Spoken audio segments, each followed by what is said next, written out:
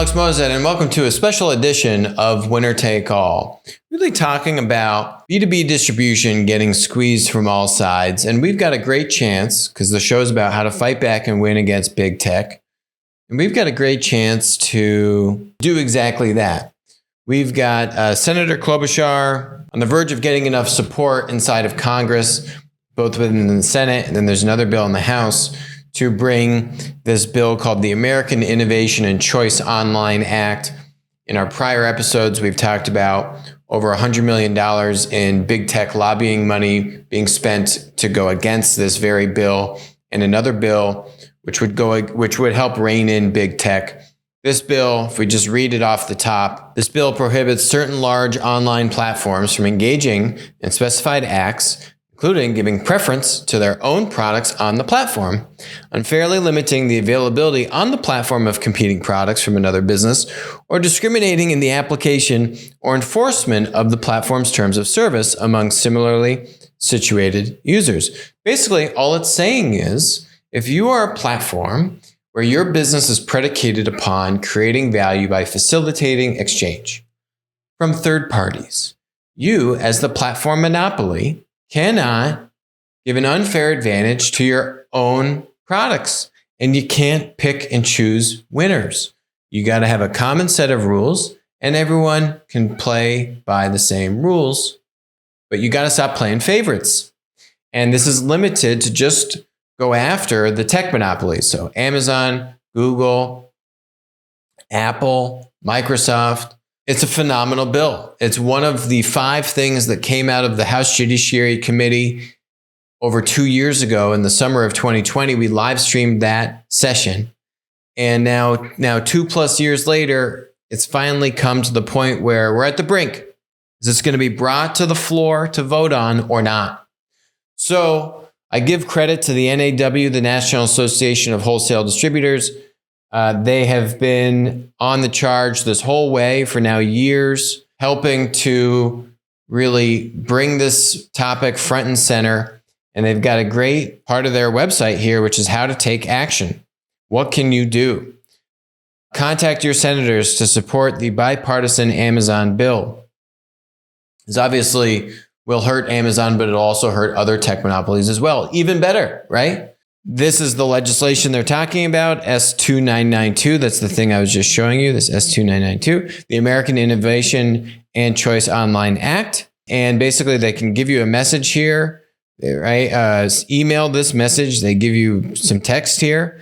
Put in your information, and actually, they will just send it out for you. I implore you to go do this. Contact your senator, contact your congressman or woman, contact your representatives to bring this bill forward. It's vitally important. Now let's go to the other side. Let's look at Amazon has their own little website about why this would be really, really bad. Congress is considering legislation that jeopardizes 2 of the things American consumers love most about Amazon: the vast selection and low prices made possible by opening our store to third-party selling partners, and the promise of fast, free shipping through Amazon Prime. It honestly has nothing to do, like what they're talking about has nothing to do with what I just read you the bill, or the highlight of the bill, saying, hey, Amazon, you can't favor your own products and disadvantage your third parties at their expense to favor your own products and services. Amazon saying, well, this is going to limit the vast selection and low prices made possible by opening our store to third-party selling partners. Huh? No, the whole point is that you're screwing your third-party selling partners, Amazon, to advantage yourself over them and cram them down. And then they say, oh, well, and we're only targeting a handful of American companies, Amazon, Apple, Facebook, Google, and Microsoft, which have very different business models, says Amazon. Well, funny you should say that, because I kind of wrote a book about this whole thing, and you actually all have the same business model. It's called the platform business model. And the unique thing about the platform business model is that you create value by enabling exchange. Every platform business, dating back to Microsoft in the 90s, has gotten in trouble for this very same thing that you're doing, Amazon, which is when you prioritize your own products over what made you successful, which is third parties. What made you successful, Amazon, and you talk about it on your own page, is that you now have over 60% of the products on your website from third-party sellers. Then why would you try to screw your third-party sellers? Well, that doesn't make any sense, right? Because that's your business model. You enable exchange. The third-party sellers, they come to you to sell to your customers. Why would you cram down third-party sellers on your search listings and force them to buy ads to stay relevant? Why would you take the information from the third-party sellers on what's selling the best and just literally copy their products and make your own through Amazon Basics? Why would you force your third-party sellers who aren't the manufacturer to give you their purchase order of who they're buying these products from because you say you want to verify that the products are genuine or authentic? Meanwhile, you have half of your products coming from Chinese factories, which are probably half fake. But no, you still get the purchase orders from your third-party sellers, and then you just end around them and source directly from the manufacturers and cut out the third-party sellers and distributors entirely, right? Why would you do all of those things and so many other things? If you truly, really cared about this point, which is vast selection and low prices made possible by third-party selling partners. That's right, because you're a monopoly. And when you are a monopoly, you can take advantage of who? You can take advantage of not the consumer. When you are a platform monopoly, you take advantage of the producer. You take advantage of third-party sellers as Amazon. You take advantage of third-party websites as Google Search. You take advantage of third-party content creators as YouTube, as Twitch, as the Apple App Store, Google Android Store, Facebook and Instagram. You take advantage of the very thing that made you successful. And that is why this legislation is so important. And actually, if you look around the world, the rest of the world has figured this out long before the United States. The rest of the world has been able to introduce this exact legislation quite successfully, like India. So Amazon, when India introduces very similar legislation, which says, if you are a foreign-owned marketplace operating in India, like Amazon or Walmart owning Flipkart, you can't do both third-party selling and first-party selling. And Amazon, when India passes that law and you willingly and actively subvert it and just blatantly disregard the law and actually just commit criminal acts in the country of India, why should we believe anything you're saying? You're a dictator. You don't care about the laws. So you go read their thing. Oh, Prime benefits, blah, blah, blah, blah, blah. Oh, this is actually interesting. I didn't even think about this. They say that Prime sellers would be forced to be able to use other fulfillment partners, not fulfilled by Amazon. I actually still thought that the sellers could use third-party fulfillment. And then in this, they're saying that they actually have stopped doing that and forcing everyone to use fulfilled by Amazon. And then when it's the holiday season, Amazon just raises all their rates by 20% and you can't do anything about it. And now they've actually restricted your ability to use third parties. I didn't know that. And they blame it on that third parties don't have good quality of service. Really? You're telling me other third-party fulfillment partners haven't been able to figure out how to do two-day fulfillment in the year of 2022? That no, you have to restrict this to using fulfilled by Amazon? Come on. They admit 60% of our GMV is from third-party sellers, but we still decide to screw them every single way possible. Why are you the number 3 advertising company in the United States? Where do you think that money is coming from? Third-party sellers. And then if there's going to be legislation, it should be equitable. Oh, that's rich. And then they point out Walmart and CVS and they say, oh, look, Klobuchar, who's sponsoring this, she isn't going after Target. And then they have the gall to say that Target has an online marketplace for sellers. Target has like 500 third-party sellers. They have a curated marketplace. They probably do like 50 basis points of volume of their overall volume on this curated, closed-ended marketplace. Actually a horrible strategic decision for Target, but that's besides the point. The reason why you're being targeted is because you're tech monopolies. It's because you play by different rules.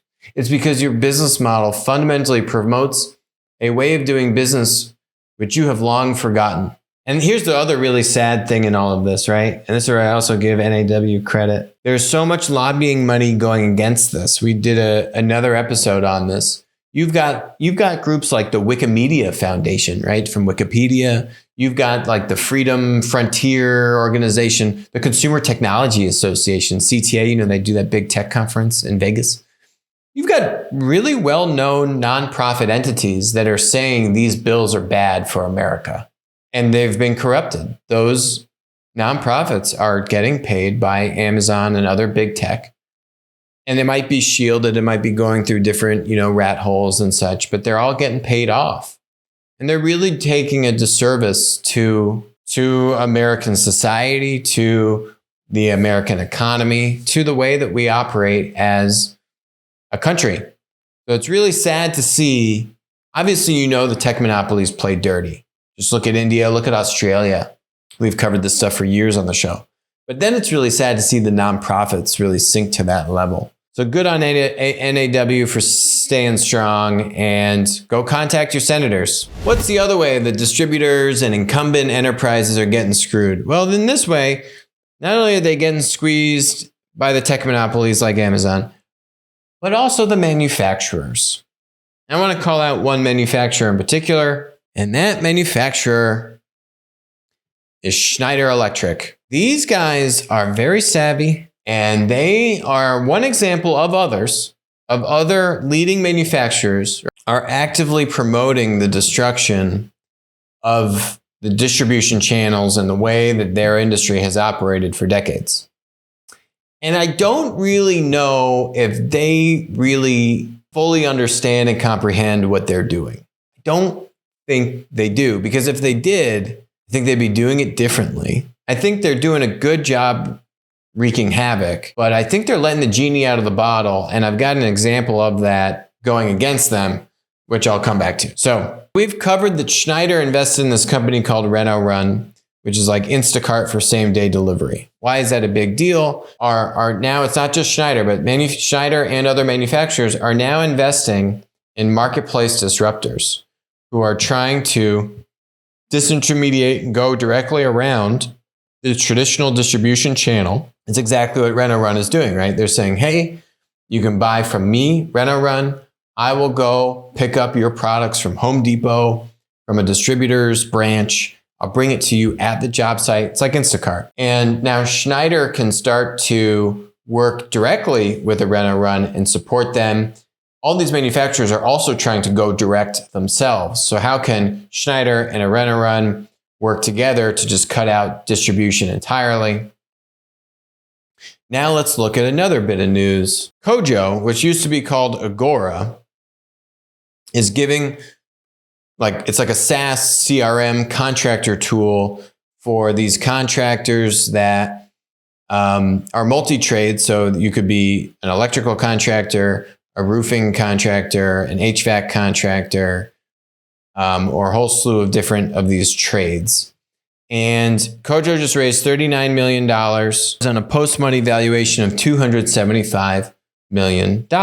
And Schneider was a direct investor in this round, along with other well-known VC firms like 8VC and actually a GC called Suffolk Construction, and some other VCs in here, Battery. But Schneider was a new investor. And these tools, what's interesting about these tools, let's read it. Don't listen to me. Let's read the article, right? Put simply, the startup's mission is to help its clients, contractors, cut back on the amount of waste they produce on projects, and thus spend far less on materials. Interesting. Schneider invested in this. In other words, it provides software to help contractors get the best price for the materials they use in construction projects. So they save a lot more money, move faster, and have less waste. We've already saved our customers more than $19 million on their material orders and reduced up to 90% of the waste left over on the job, says the CEO. It is currently processing over $1 billion in material orders for thousands of users, operating as a SaaS business meaning it sells annual subscriptions to its software. Anyone else see the contradiction in that statement like I do? Let's spell it out. If you're a SaaS company, why do you care about saying that $1 billion worth of stuff flows through your pipes? Well, you shouldn't, because it doesn't matter. You're a SaaS company. If anything, you probably even shouldn't really know that it's $1 billion or it's 200 million or it's 2 billion. Why do they care that it's $1 billion? Because just like just about every other SaaS company I see these days, they don't want to just be a SaaS company. They want to be a platform. Because it's not cool to just be a SaaS company. You got to be a marketplace, right? That's cool. That is more in line with helping contractors spend less money on materials, helping them be more efficient, getting the best price, in their words, not mine. That's marketplace. That's marketplace lingo. Being more efficient, running your business better, that's SaaS lingo. Getting the best price, that's marketplace lingo. $1 billion in material orders flowing through their system, that's marketplace lingo. That's not SaaS lingo. This is a company which is trying to change its business model, which is grew up as a SaaS business and is trying to become a marketplace. And this is not unique to Kojo. We've seen this with Shopify. Shopify sells tools to businesses to run an e-commerce site. Why does Shopify report on all the GMV that they're processing? Oh, because now Shopify is now charging a take rate on that GMV, 2 to 3%. 2 to 3% of certain amount of those volumes, Shopify is charging a fee. That's not just a SaaS company. Now they're taking a take rate. That's marketplace. Who else has done this? Miracle. Miracle and Miracle Connect. SaaS business over here, Miracle. Miracle Connect is saying, hey, I will bring you third-party sellers. Kojo, SaaS business. Here you go, contractor. Here's a CRM tool that helps you run your business more efficiently, let you know where your materials are, when they're showing up, help you communicate, run your business better. Cool. SaaS business. I pay a fee for that software. Marketplace business is we get you the best price on the materials. We've got $1 billion worth of orders running through our pipes. Whenever you do a business model shift, there is natural conflict. Let's go back to our friends over at Schneider. Who's investing in this conflict? Who's the manufacturer needling all this stuff along, accelerating it by a couple of years, let's say? Schneider and others. You go to other verticals, it's usually like the number 1 or number 2 manufacturer that feels they're in a great position, they got a lot of market power, and they want to do more. They want to push more.